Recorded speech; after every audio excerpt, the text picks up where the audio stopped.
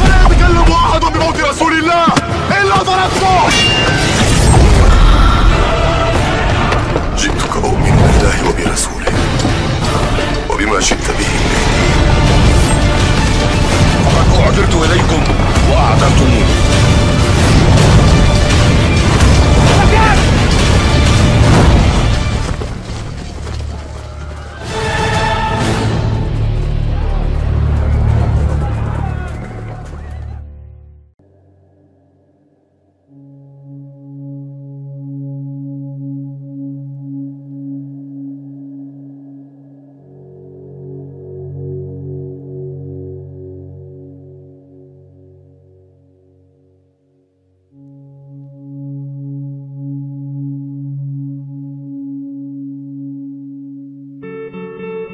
Di suatu malam yang hening di Madinah, Rasulullah duduk bersama para sahabatnya yang setia. Angin padang pasir bertiup lembut, menyapu debu-debu halus yang mengambang di udara. Suasana penuh khidmat menyelimuti majelis itu. Cahaya rembulan menyinari wajah-wajah mereka yang haus akan petunjuk dan kebenaran. Di tengah keheningan itu, Rasulullah mulai berbicara, dan para sahabat mendekat, menajamkan pendengaran mereka untuk menyimak setiap kata yang keluar dari lisan mulia beliau. Akan datang suatu masa, sabda Rasulullah dengan suara yang dalam dan penuh makna, ketika dunia ini dipenuhi oleh kezaliman dan ketidakadilan, manusia akan dikuasai oleh hawa nafsunya. Para pemimpin mengkhianati amanah dan kebenaran seolah tertutup kabut kebohongan. Para sahabat saling berpandangan. Wajah mereka menunjukkan kecemasan dan penasaran. Rasulullah melanjutkan, namun di tengah kegelapan itu, Allah Subhanahu wa Ta'ala akan mengutus seorang lelaki dari keturunanku, dari anak cucu Fatimah.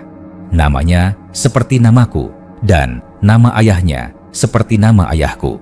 Dialah yang akan mengembalikan bumi ini kepada keadilan dan keseimbangan sebagaimana sebelumnya dipenuhi dengan kezaliman.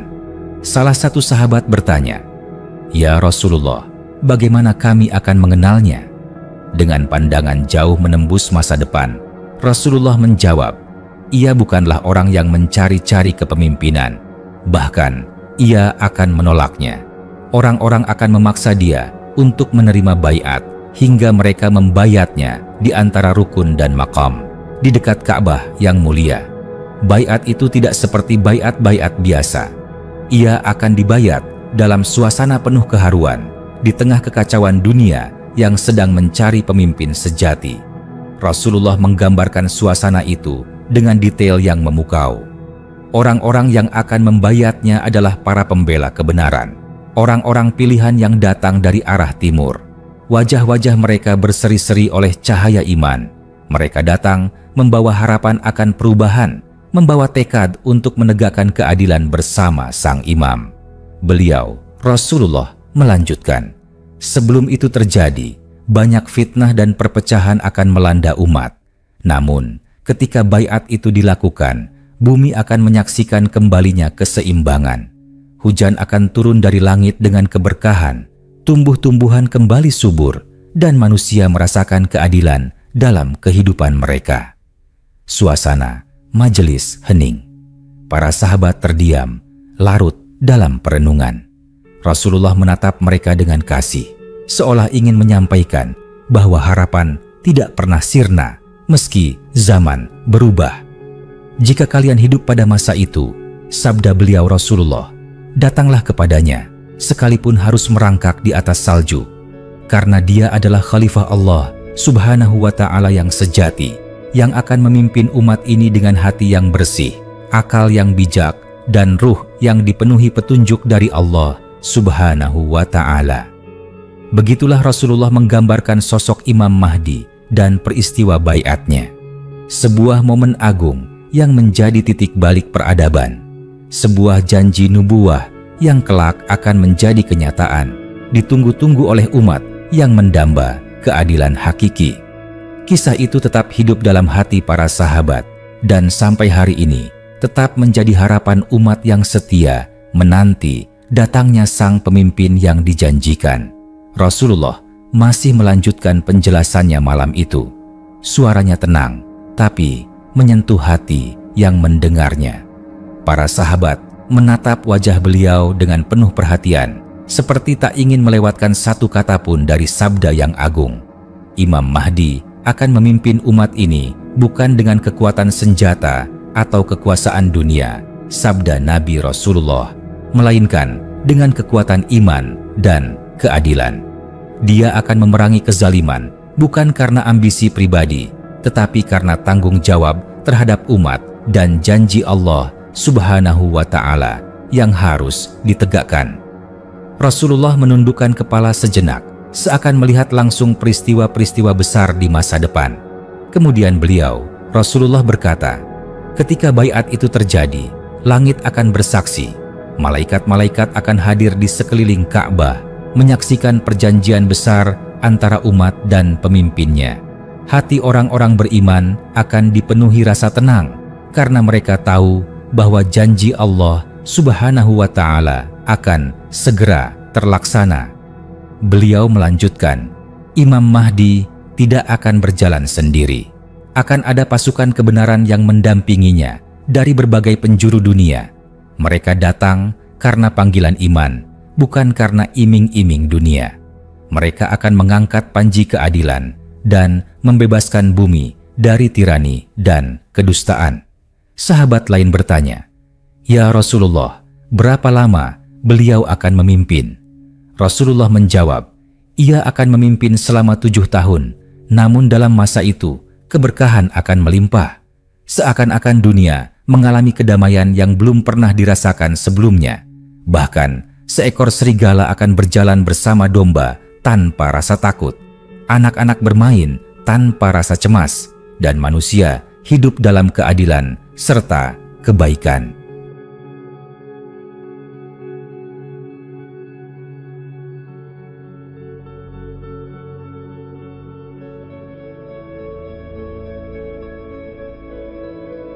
Para sahabat terdiam. Sebagian dari mereka meneteskan air mata, membayangkan indahnya dunia di bawah kepemimpinan yang diridai Allah Subhanahu wa Ta'ala. Tapi Rasulullah mengingatkan dengan lembut, namun sebelum masa itu datang, umat ini akan diuji. Akan muncul fitnah demi fitnah, ujian demi ujian, hingga orang yang berpegang teguh pada agamanya bagaikan menggenggam bara api. Beliau Rasulullah mengangkat tangannya, mendoakan umatnya dengan penuh kasih sayang. Ya Allah Subhanahu wa Ta'ala, doa beliau, berikanlah kesabaran kepada umatku. Tunjukkan kepada mereka jalan menuju pemimpin yang Engkau ridhai. Satukan hati mereka dalam iman dan jauhkan dari perpecahan. Malam itu menjadi malam yang tak terlupakan bagi para sahabat. Mereka membawa pulang sabda Rasulullah ke dalam hati mereka sebagai cahaya penuntun dalam menghadapi zaman yang akan datang. Hingga hari ini, kisah itu menjadi harapan bagi umat Islam, bahwa meski dunia diliputi kegelapan, cahaya keadilan dari Imam Mahdi akan datang, sebagaimana dijanjikan oleh lisan suci Nabi Muhammad Rasulullah. Seiring malam semakin larut, suasana majelis itu semakin syahdu. Para sahabat seolah-olah telah dibawa Rasulullah menembus batas waktu, menyaksikan langsung peristiwa-peristiwa besar yang akan datang. Dan Rasulullah dengan penuh kasih melanjutkan sabdanya. "Ketahuilah," ujar beliau Rasulullah, "bahwa akan datang 3 orang anak khalifah yang berselisih di sisi Ka'bah berebut kekuasaan. Namun tak satu pun dari mereka yang berhasil. Pada saat itulah Allah Subhanahu wa Ta'ala akan mengutus Imam Mahdi. Dia akan muncul bukan dari istana, bukan dari kalangan elit dunia, melainkan dari kalangan orang biasa, namun hatinya luar biasa, dipenuhi cahaya petunjuk." Beliau Rasulullah melukiskan wajah Imam Mahdi dengan penuh kehangatan. Wajahnya bercahaya seperti bintang, dahinya lebar, hidungnya mancung dan bersinar. Ia membawa kedamaian dalam tatapannya dan ketegasan dalam ucapannya. Manusia akan mencintainya bahkan sebelum mengenalnya, karena hatinya membawa rahmat sebagaimana aku diutus sebagai rahmat bagi alam semesta." Rasulullah terdiam sejenak, matanya berkaca-kaca. Para sahabat pun terdiam, menunggu sabda beliau yang berikutnya. Pasukan dari Khurasan akan datang, membawa panji-panji hitam. Mereka akan membela Imam Mahdi dan membersihkan bumi dari kezaliman. Bukan karena warna panjinya, tapi karena niat dan iman mereka yang kokoh. Mereka takkan gentar menghadapi musuh, bahkan jika harus gugur demi kebenaran. Dan ketahuilah, lanjut beliau Rasulullah, bahwa Imam Mahdi tidak hanya akan membebaskan Jazirah Arab, tetapi juga Syam, Irak, Persia, hingga ke belahan timur dan barat dunia. Semua tunduk bukan karena pedang, tapi karena keadilan yang tak dapat dipungkiri. Harta dibagikan dengan adil, tidak ada yang meminta-minta, karena semua kebutuhan terpenuhi. Rasulullah tersenyum, lalu berkata, "Pada masa itu, bumi akan mengeluarkan berkahnya. Tumbuhan tumbuh subur, sungai mengalir deras, dan manusia saling mencintai dalam ikatan keimanan. Uang berlimpah, tapi tak ada yang mau menerimanya karena semua sudah merasa cukup." Namun, beliau Rasulullah juga mengingatkan dengan serius, "Hati-hatilah. Sebelum datangnya Imam Mahdi, Dajjal akan menebarkan tipu daya. Banyak yang akan tertipu oleh kemewahan palsunya. Mereka yang lemah iman akan berpaling dari kebenaran. Maka, berpeganglah pada Al-Quran dan Sunnahku. Itu adalah cahaya yang akan menuntun kalian melewati zaman fitnah menuju zaman kemuliaan." Malam itu, Rasulullah menutup sabdanya dengan pesan mendalam, "Bersabarlah, wahai umatku, karena sebaik-baik ganjaran adalah bagi mereka yang tetap teguh di masa sulit. Barang siapa yang hidup hingga bertemu Imam Mahdi, maka bersegeralah berbayat kepadanya, karena ia adalah cahaya di tengah kegelapan, pemimpin yang ditunjuk oleh langit untuk membangkitkan bumi." Para sahabat pulang dari majelis itu dengan hati yang penuh harap dan semangat baru. Mereka menyadari bahwa zaman yang sulit akan datang, namun harapan akan kemenangan juga telah dijanjikan. Dan hingga kini, setiap umat muslim yang mendengar sabda ini, hatinya akan bergemuruh menanti sang pemimpin akhir zaman yang akan menegakkan keadilan sejati. Setelah Rasulullah menutup sabdanya malam itu, para sahabat duduk dalam keheningan yang penuh renungan.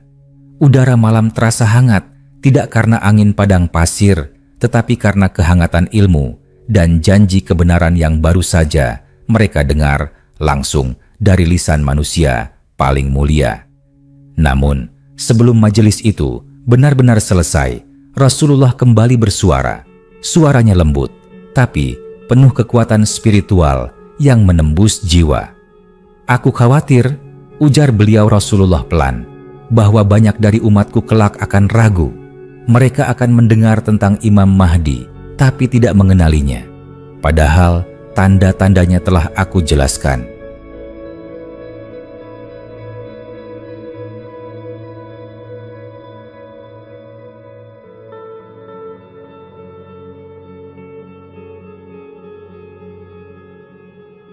Maka ketahuilah, ia akan tampil dalam kondisi dunia yang porak-poranda, ketika fitnah menyelimuti seluruh penjuru negeri, ketika darah lebih murah dari air, dan kebenaran dianggap aneh. Imam Mahdi, lanjut Rasulullah, tidak akan menyerukan revolusi, tidak membawa seruan kekuasaan. Ia akan datang sebagai pembaharu ruh umat, bukan hanya pemimpin politik. Ia akan menyatukan yang tercerai-berai, menyembuhkan luka lama umat Islam, dan menghadirkan kembali izzah yang telah lama hilang. Wajah para sahabat memancarkan semangat. Meskipun mereka sadar bahwa mereka mungkin tidak akan hidup sampai masa itu, namun iman mereka telah diperkuat.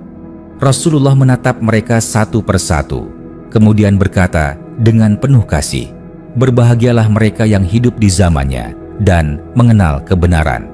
Tapi lebih berbahagia lagi mereka yang tak sempat melihatnya, tapi tetap setia pada petunjuk yang aku bawa." Beliau Rasulullah kemudian memberikan satu peringatan penting. "Wahai umatku, jangan tertipu oleh setiap orang yang mengaku sebagai Mahdi.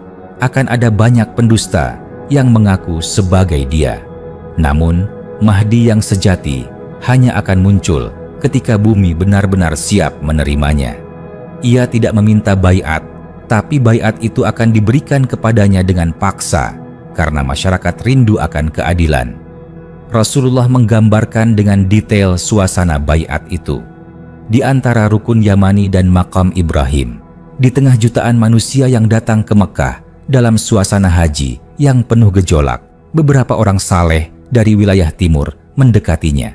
Mereka tahu siapa dia, bukan dari penampilan, tapi dari petunjuk ilahi yang menyertai. Dengan air mata dan harapan, ujar Rasulullah, mereka membayatnya. Mereka tidak membawa pedang, tapi membawa tekad dan keimanan. Langit seolah berseru menyambut pemimpin yang telah lama dijanjikan. Saat itu, kabar tentang Imam Mahdi akan menyebar cepat. Dari Mekah ke Madinah, lalu ke Syam, Irak, Mesir, dan seluruh penjuru dunia Islam. Umat akan bangkit dari tidur panjang mereka. Tidak karena suara pemimpin yang berapi-api, tapi karena suara hati yang telah lama menanti keadilan sejati. Dan dari situ, zaman baru akan dimulai. Sebuah era yang dibangun bukan atas dasar ambisi kekuasaan, tapi atas fondasi wahyu, keadilan, dan kasih sayang. Rasulullah mengakhiri sabdanya dengan lirih namun penuh keyakinan.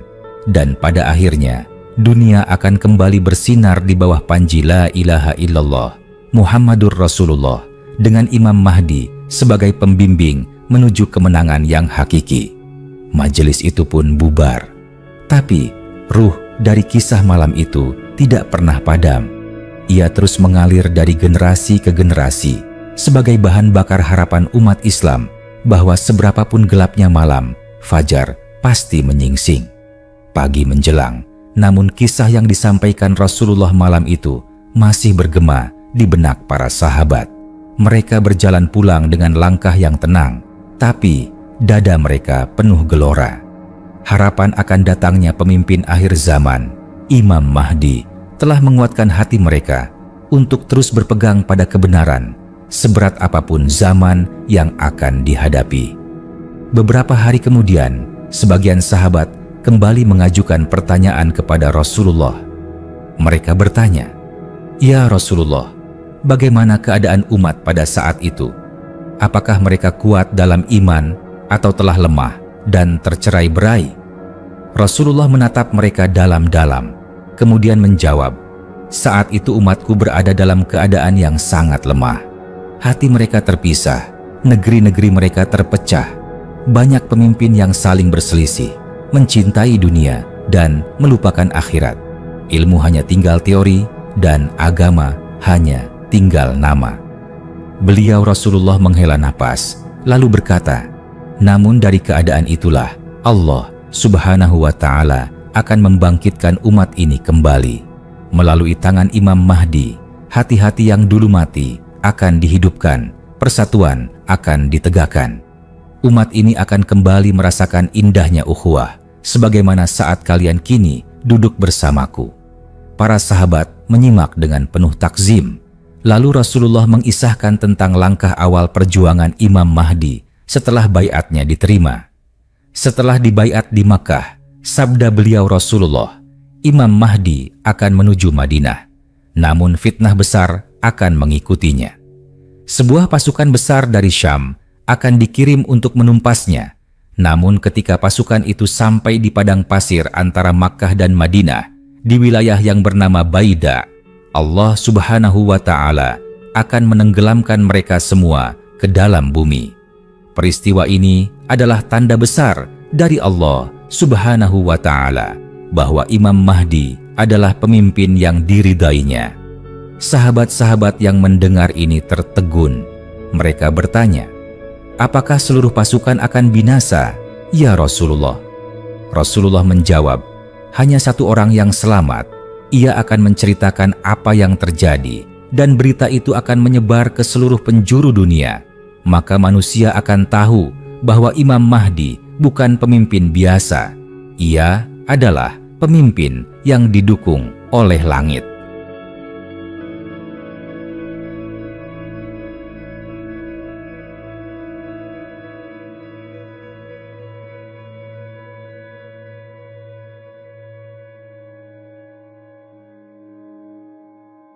Setelah itu, lanjut beliau Rasulullah, umat Islam akan mulai berkumpul di bawah panji Imam Mahdi.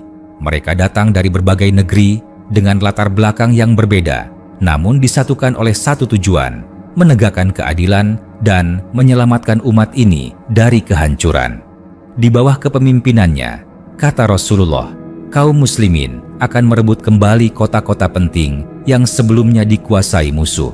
Yerusalem akan kembali menjadi kota suci yang aman bagi kaum mukmin. Kekayaan akan melimpah hingga orang-orang datang meminta sedekah dan Imam Mahdi berkata, "Ambillah sebanyak yang kau mau." Namun, perjuangan Imam Mahdi tidak akan mudah. Ia akan menghadapi fitnah terbesar sepanjang zaman, Dajjal. Rasulullah berkata, ketika Dajjal muncul, ia akan membawa ujian iman yang luar biasa. Maka pada saat itulah Imam Mahdi akan memimpin umat Islam dalam persiapan besar menghadapi fitnah itu. Di tengah-tengah itulah Nabi Isa bin Maryam akan turun dari langit di Menara Putih sebelah timur Damaskus dan salat bersama Imam Mahdi. Isa akan memuliakan Mahdi dengan berkata, "Engkau yang memimpin umat ini, aku datang bukan sebagai pemimpin baru, tapi sebagai pengikut kebenaran yang telah ditegakkan." Dua pemimpin yang diberkahi itu, Imam Mahdi dan Nabi Isa, akan bersatu dalam perjuangan terakhir melawan kebatilan. Dan saat Dajjal terbunuh, dunia akan merasakan kedamaian sejati dan Islam akan bersinar kembali di seluruh penjuru bumi. Rasulullah pun mengakhiri kisah panjang itu dengan satu pesan yang amat dalam. Bersiaplah, siapkan iman kalian, karena masa itu akan datang tiba-tiba. Jangan tunggu tanda-tanda besar, mulailah dari diri kalian hari ini, karena kemenangan besar akan diraih oleh mereka yang menjaga iman di tengah badai zaman. Dan hingga hari ini, kisah itu terus hidup, menjadi harapan, pengingat, dan sumber kekuatan bagi mereka yang tetap istiqomah. Hari-hari berlalu sejak sabda agung Rasulullah itu disampaikan, namun gema kisah Imam Mahdi tidak pernah surut. Ia hidup dalam jiwa umat yang terus berpegang pada petunjuk dan menanti masa kebangkitan yang dijanjikan. Dan para sahabat, setelah mendengar penjelasan Rasulullah, mulai mewariskan kisah tersebut kepada generasi setelah mereka, penuh semangat, penuh iman. Dari mulut ke mulut, dari hati ke hati, kisah itu menembus zaman. Setiap generasi ulama dan mukmin selalu menyimpan satu ruang dalam doanya, agar Allah Subhanahu wa Ta'ala pertemukan mereka dengan sang pemimpin akhir zaman, atau minimal menempatkan mereka di antara barisan pembelanya.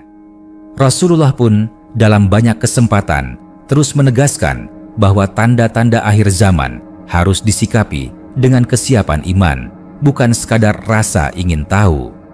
Beliau bersabda, "Beruntunglah orang yang berpegang teguh pada agamanya di masa itu. Ia bagaikan menggenggam bara api. Tapi dari merekalah akan lahir pasukan terbaik, mereka yang tak goyah oleh fitnah dunia, yang hidup sederhana tapi hatinya penuh cahaya." Ketika Imam Mahdi mulai menegakkan kembali hukum Allah Subhanahu wa Ta'ala, ia tidak memaksa dengan kekuatan militer semata. Ia menata akhlak umat, memperbaiki pendidikan, menghidupkan kembali ilmu syar'i yang nyaris terlupakan. Majelis-majelis ilmu kembali ramai. Anak-anak kecil hafal Al-Quran sejak dini. Pemimpin-pemimpin daerah tunduk kepada pusat kekhilafahan, bukan karena paksaan, tapi karena cinta dan keadilan yang ia pancarkan. Di zamannya, Islam tidak hanya berjaya secara politik, tapi lebih dari itu, ia kembali menjadi rahmat bagi seluruh alam.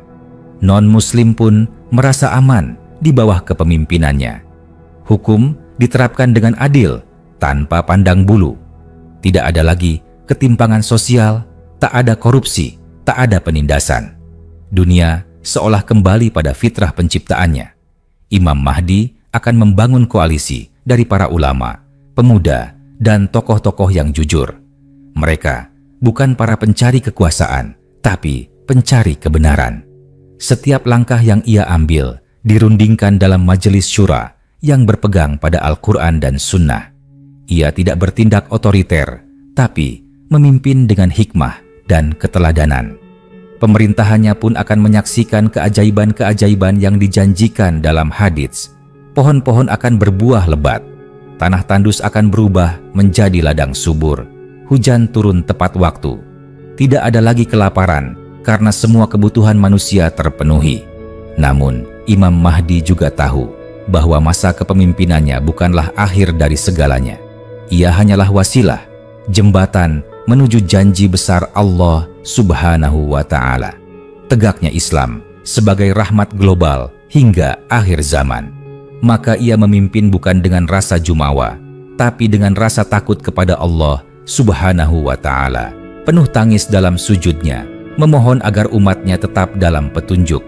Di malam-malamnya, ia menangis dalam sholatnya, mengenang beratnya amanah yang ia pikul. Ya Allah Subhanahu wa Ta'ala, doanya dalam keheningan, jangan jadikan aku sebagai ujian bagi umatmu. Teguhkan aku dalam kebenaran, dan matikan aku dalam keadaan ridhamu.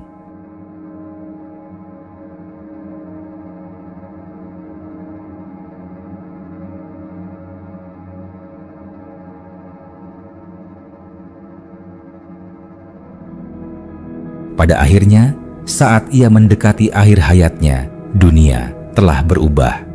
Umat Islam kembali menjadi satu tubuh. Bendera-bendera negara yang terpecah kembali bersatu di bawah satu panji. Dan ketika ia wafat, dunia berkabung, bukan hanya karena kehilangan pemimpin, tapi karena kehilangan cahaya. Namun, warisan Imam Mahdi tidak pernah mati. Ia meninggalkan umat yang kuat, pemimpin-pemimpin baru yang jujur, dan generasi muda yang siap meneruskan perjuangan. Dan seluruh dunia mengakui bahwa telah datang seorang pemimpin dari umat Muhammad Rasulullah yang telah memenuhi janji Rasulnya dan membawa umat ini keluar dari kegelapan menuju cahaya. Itulah dia, Imam Mahdi. Bukan sekadar tokoh dalam kisah, tapi sosok nyata yang akan datang dengan izin Allah Subhanahu wa Ta'ala. Sebagai pelita di akhir zaman, sebagai simbol harapan, sebagai jawaban dari doa-doa panjang umat ini yang tak pernah putus dari masa ke masa. Dan begitulah, setelah Imam Mahdi wafat, dunia merasakan kehilangan yang dalam. Tangisan bukan hanya datang dari manusia, tapi seolah-olah bumi dan langit pun ikut berduka. Burung-burung di langit seakan terdiam, dan angin berhembus pelan, membawa kabar ke seluruh penjuru bumi, bahwa pemimpin agung yang penuh kasih, yang membawa umat dari keterpurukan ke kejayaan, telah kembali kepada Rabb-Nya. Namun beliau tidak meninggalkan kehampaan. Ia meninggalkan warisan besar, peradaban Islam yang utuh, terbangun di atas keimanan dan ilmu, persatuan dan keadilan. Ia telah mencetak generasi penerus yang kuat, generasi yang mencintai ilmu, mencintai Al-Quran, dan mencintai Rasulullah. Selama masa kepemimpinannya yang berkah, Imam Mahdi telah menyatukan hati umat. Masjid-masjid tak pernah kosong. Suara adzan menggema tanpa halangan di seluruh belahan dunia. Perdagangan berjalan jujur, politik bersih dari tipu daya, dan hukum ditegakkan tanpa pilih kasih. Ia meneguhkan bahwa Islam bukan sekadar agama ritual, tapi sistem hidup yang menyentuh semua aspek, akhlak, ekonomi, sosial, dan keadilan global.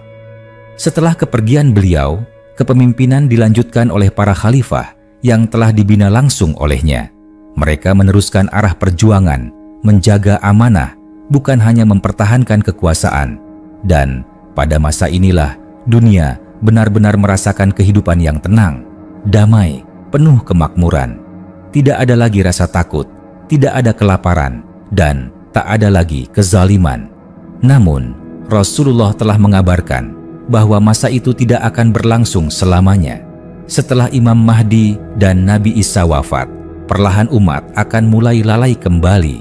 Dunia akan kembali diwarnai oleh kegelapan karena manusia mulai tergoda oleh dunia dan melupakan akhirat. Tetapi sebelum fitnah akhir benar-benar menyelimuti bumi, Allah Subhanahu wa Ta'ala akan mengangkat Al-Quran dari dada manusia. Masjid-masjid akan tetap berdiri tapi kosong dari petunjuk. Dan itulah awal dari tanda-tanda kiamat besar yang akan mengguncang seluruh alam. Namun, bagi siapapun yang hidup pada masa Imam Mahdi dan berjihad bersama beliau, baik dengan harta, tenaga, maupun doanya, maka mereka termasuk orang-orang yang dimuliakan oleh Allah Subhanahu wa Ta'ala. Mereka adalah pembela kebenaran di masa-masa genting yang akan dibangkitkan kelak dalam barisan para syuhada dan orang-orang jujur. Dan hingga hari ini, harapan itu terus menyala. Dalam doa-doa umat yang mencintai kebenaran, nama Imam Mahdi disebut dengan penuh harap. Bukan karena ia dianggap penyelamat semata, tapi karena ia adalah simbol kebangkitan umat, bahwa masih ada cahaya di ujung kegelapan, masih ada janji Allah Subhanahu wa Ta'ala yang pasti ditepati. Maka bagi kita hari ini, tugasnya bukan sekadar menunggu, tapi mempersiapkan diri, memperbaiki iman, memperkuat ukhuwah, menuntut ilmu, dan mencintai sunnah Rasulullah dengan sepenuh hati. Karena bisa jadi kita adalah generasi yang akan menyambutnya, atau generasi yang akan menyiapkan dunia untuk kehadirannya. Dan semoga Allah Subhanahu wa Ta'ala menjadikan kita termasuk dalam barisan yang menyambut Imam Mahdi dengan hati yang bersih, jiwa yang kuat, dan tekad untuk menegakkan kebenaran, sebagaimana yang telah dijanjikan oleh Rasulullah dalam sabda-sabda sucinya. Namun, kisah belum berakhir, karena warisan Imam Mahdi bukan hanya berupa kepemimpinan adil dan kejayaan peradaban, tetapi juga sebuah peringatan abadi.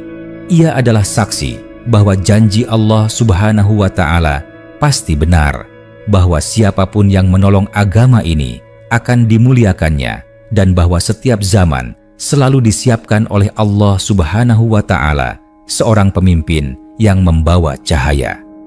Setelah wafatnya Imam Mahdi, umat Islam yang telah merasakan indahnya hidup dalam syariat Allah Subhanahu wa Ta'ala merasa terpanggil untuk menjaga warisan tersebut. Tapi tantangan mulai kembali muncul. Perlahan, hawa nafsu manusia yang sejak dulu menjadi musuh abadi mulai meresap lagi. Generasi yang tidak merasakan langsung perjuangan Imam Mahdi mulai lalai.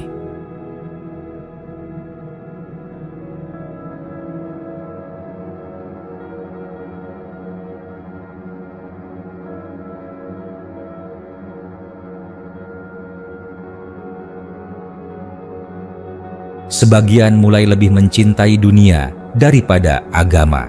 Sebagian mulai berselisih kembali, lupa bahwa kekuatan Islam adalah pada persatuan, bukan perpecahan.